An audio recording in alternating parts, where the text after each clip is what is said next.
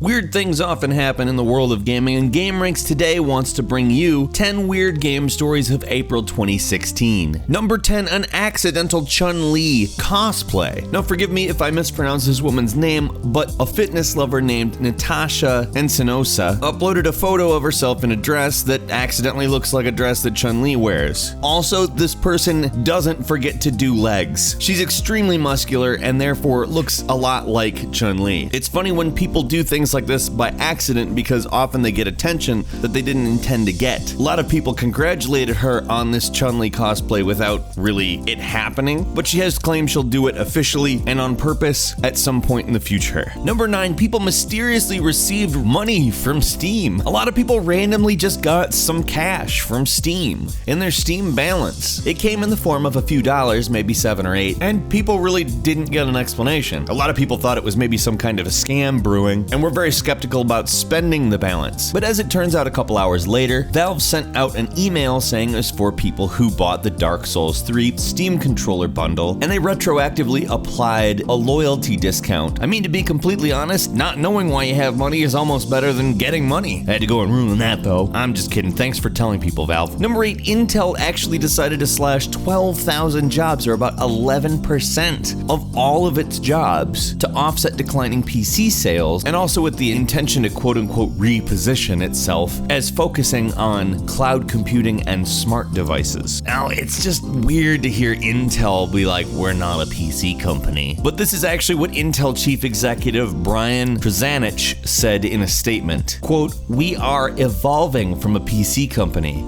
to one that powers the cloud and billions of smart connected computing devices." End quote. I mean, that's a real fun way of saying, yeah, the PC business ain't working out for us too well. We're gonna have to change some stuff. This is so weird because Intel is literally just a computer company to me, period. My entire life Intel has existed, and there's like no name that is more synonymous with computers than that. Number 7, the Federal Election Commission is questioning Representative Duncan Hunter, a Republican, for his use of campaign funds to pay for video games on 68 separate occasions. And he's saying it's his son making a mistake. There's literally like $1,300 of Steam game expenses on his campaign finance disclosure, which when you raise funds for a campaign, you have to turn in a disclosure because there are transparency laws. I mean, it all needs to be reformed anyway, but that's neither here nor there. Point is, either Junior got the wrong credit card and is doing things that he shouldn't be with money that donors gave to a political campaign, or Representative Hunter is not as familiar with money laundering as some other popular politicians. I mean, there are legal ways to do it using the campaign finance system, and like I said, that's why it needs to be reformed pretty badly. Number 6, the Space Pope from the MMO EVE Online has been getting some attention lately because at the EVE Fan Fest he turned up and did a bunch of interviews with various outlets. Now, I won't get into any spoilers of any sort, but he's actually had very large effects on the storyline that the EVE developers have actually created,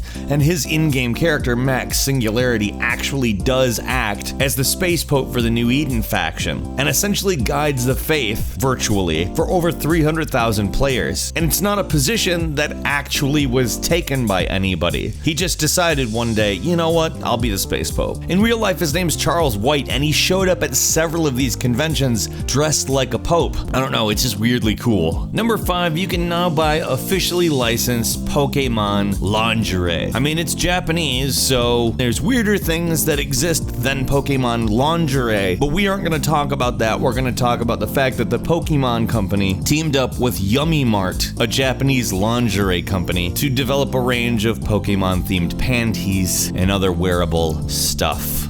It's like, all right, okay. Now, a lot of people are gonna say, it seems like they would have done that already. And that's part of why it's weird. The other part is they did this before emojis. I have not seen any Pokemon emojis, but they got to an actual physical product that takes time to design and manufacture before little tiny pictures that probably take like few hours. Number 4, people in Second Life are building replicas of Trump's stuff in order to campaign for Trump in Second Life. I don't even know where to start with this. Like, there's more than a few pictures on the internet of Donald Trump that have been done up to look kawaii. But the people who are doing this, apparently some of them are just anime schoolgirls in Second Life, building Donald Trump's mansion, putting up Trump signs. That's beyond weird. That's actually not the weirdest Trump story. Number 3, Donald Trump actually tweeted a really bad fake advertisement that used a bunch of voice acting for Mass Effect and Mass Effect music. Oh, it's so bad. It's so bad. It gave me the cringies the whole time. I was like, ooh, no. I couldn't stop watching it though, because every little moment, it cracked me up so much. And he tweeted it out to 7+ million followers. Like, he was like, here, I really think you should see this. It's positively the most luxurious Mass Effect ripoff ad of all time.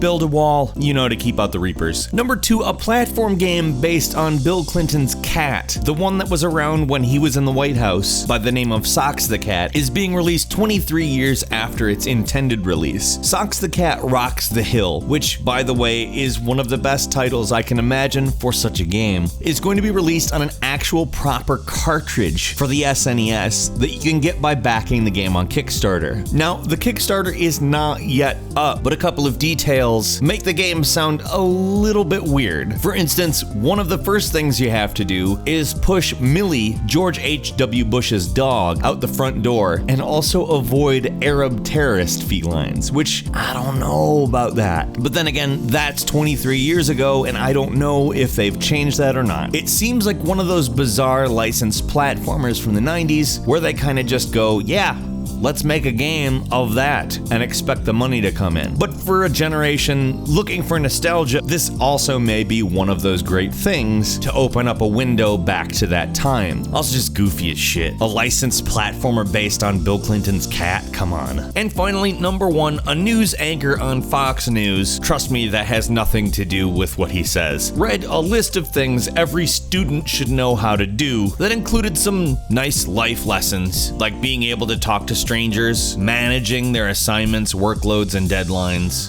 Pretty standard things. He then went on to randomly criticize the Division for nerfing the crafting system. And you know what? Here he is. And be able to gear up your character in the Division, despite the way Massive nerfed the crafting system and allows packs of super geared rogues to gank you in the dark zone. Thanks a lot, jerks. Now, obviously, he didn't say something too controversial there. A lot of people are liable to agree with him, but it's just funny that he used the platform of a list of things that every college student should know, filled with very practical advice, to randomly slam some Division talk in. Which one of these stories was your favorite? There were some pretty goofy ones, and really, sometimes it's astounding to see that these things even happen and are somehow related to video games in the first place. If you enjoyed this video, please click the like button, and if you're not subscribed, now's a great time to do so, as we upload brand new videos every single day of the week, and the best way to see them first is, of course, a subscription. As always, we thank you very much for watching this video, and we will see you next time right here on gameranx.